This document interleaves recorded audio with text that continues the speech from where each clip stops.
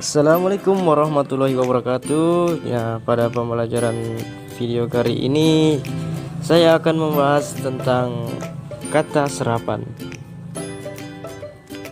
Nah, pengertian kata serapan adalah kata yang diserap dari bahasa asing yang telah diintegrasikan ke bentuk bahasa yang telah diterima pemakaiannya secara umum.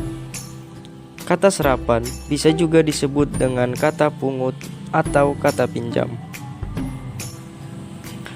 Nah, selanjutnya kata serapan menurut KBBI, kata yang diserap dari bahasa lain berdasarkan kaidah bahasa penerima. Nah, jadi kata serapan menurut KBBI yakni kata yang diserap dari bahasa lain berdasarkan kaidah bahasa penerimanya. Selanjutnya, asal kata serapan. Berdasarkan asalnya, bahasa Indonesia menyerap banyak kata dari bahasa-bahasa lain, terutama yang pernah berhubungan langsung dengan Nusantara, baik melalui penjajahan, ilmu pengetahuan, perdagangan, maupun karena perkembangan. Selanjutnya yakni fungsi kata serapan. Adapun fungsi kata serapan itu sendiri yakni yang pertama memperkaya ragam bahasa Indonesia. Nah, yang kedua memberi pengetahuan tentang bahasa asing. Selanjutnya, syarat terbentuknya kata serapan. Istilah serapan harus memiliki konotasi yang sama. Yang kedua, bahasa yang akan diserap harus disepakati oleh khalayak ramai atau pengguna. Yang ketiga, bahasa serapan harus lebih simpel dari sinonim yang ada di bahasa Indonesia. Nah, itulah tadi syarat terbentuknya kata serapan. Jadi kata serapan itu tidak sembarang bisa diambil lalu diserap ke bahasa Indonesia. Harus memenuhi syarat-syaratnya. Berikutnya, kata serapan berdasarkan prosesnya. Adapun yang pertama berdasarkan prosesnya yakni adopsi, yang kedua adaptasi, yang ketiga terjemahan, dan yang keempat proses kreasi. Adopsi yaitu mengambil langsung dari bahasa asing digunakan ke dalam bahasa Indonesia. Contoh, plaza dan supermarket melalui bahasa Inggris. Jadi maksud dari adopsi yaitu seluruh kata diambil lalu diserap dan digunakan ke bahasa Indonesia.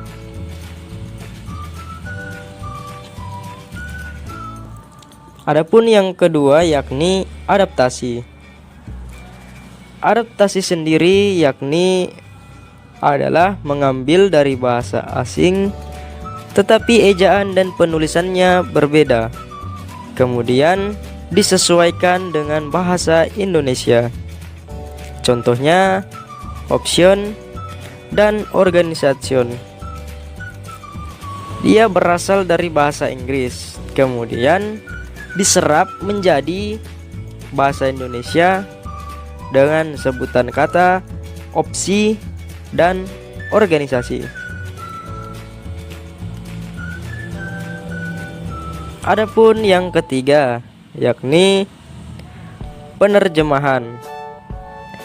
Maksudnya adalah konsepnya sama dengan sekadar diterjemahkan atau bahasa asing yang diserap sebatas diterjemahkan ke dalam bahasa Indonesia. Contohnya overlap dan tryout. Ia berasal dari bahasa Inggris, kemudian diserap, artinya ke bahasa Indonesia, yakni tumpang tindih dan uji coba. Yang keempat, ada proses kreasi, yaitu konsep dasarnya sama, hanya saja dijadikan padanan dan dikreasikan.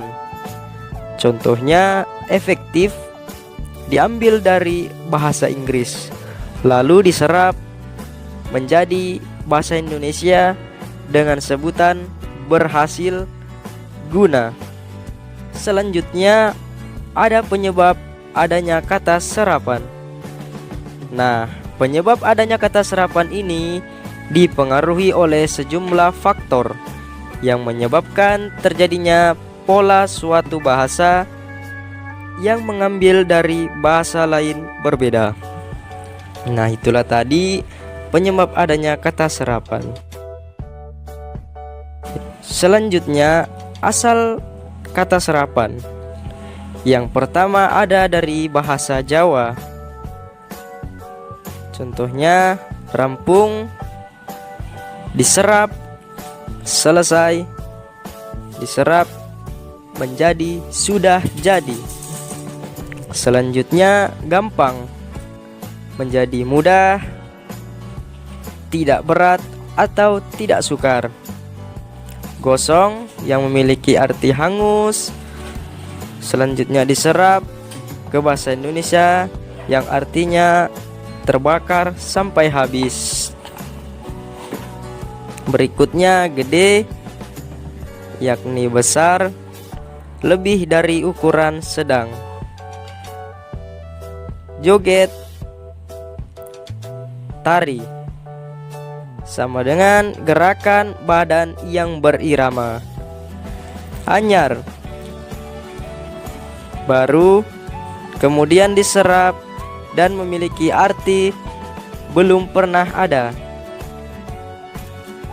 Selanjutnya ada kata dasa, diserap 10 dan diformalkan urutan ke 10 setelah ke 9. Selanjutnya, warsa, tahun, masa yang lamanya 12 bulan. Besan adalah orang tua menantu atau keluarga karena perkawinan. Selanjutnya ada mantu, diserap menjadi menantu dan memiliki arti mengawinkan anak. Selanjutnya bude, ibu gede, kakak perempuan ibu atau ayah. Selanjutnya bindeng, diserap menjadi sengau, kemudian memiliki arti nasal. Nah, selanjutnya kata serapan yang diserap dari bahasa Sanskerta. Adapun contoh kata yang diserap yakni arta, yang berarti uang, kemudian diserap lagi menjadi uang. Selanjutnya dari bahasa Sanskerta, agama menjadi agama atau tradisi suci. Aksara, diserap lagi aksara, yakni huruf. Astana, yang berarti istana atau tempat tinggal raja. Yang berikutnya vaca, yang berarti baca atau mengartikan tulisan. Selanjutnya ada baga, yang berarti bagai atau mirip. Bahasa, yang berarti bahasa atau logat. Cafi, yang berarti cabai atau lombok. Carita, yang berarti ceria. Yang berikutnya ada carita, yang berarti cerita atau kisah. Selanjutnya ada darta yang berarti derita atau kesengsaraan. Berikutnya ada eka yang berarti satu. Kemudian ada grah yang berarti geraha atau rumah ataupun gedung. Nah, selanjutnya ada dari bahasa Belanda yang diserap ke bahasa Indonesia. Nah, adapun contoh katanya yakni envelope yang berarti amplop atau sampul surat. Yang berikutnya ada horloge yang berarti arloji atau jam kecil.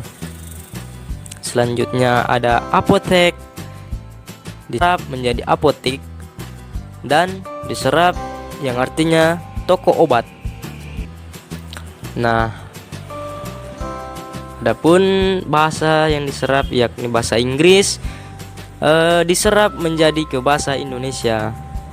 Nah, kata-katanya ada aktor yang berarti aktor atau pemeran cerita.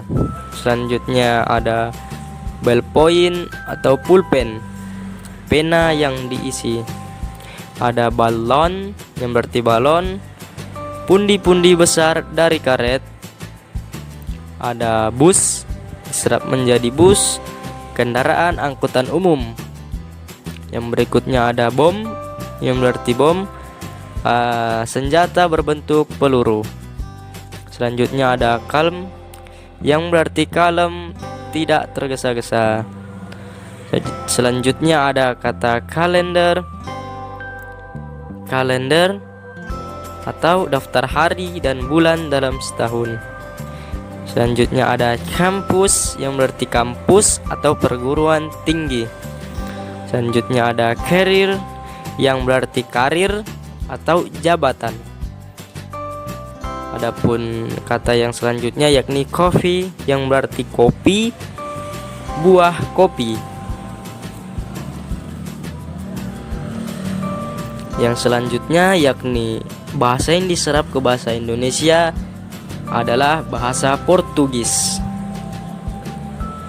Salah satu contoh katanya manteiga yang berarti mentega atau lemak kental.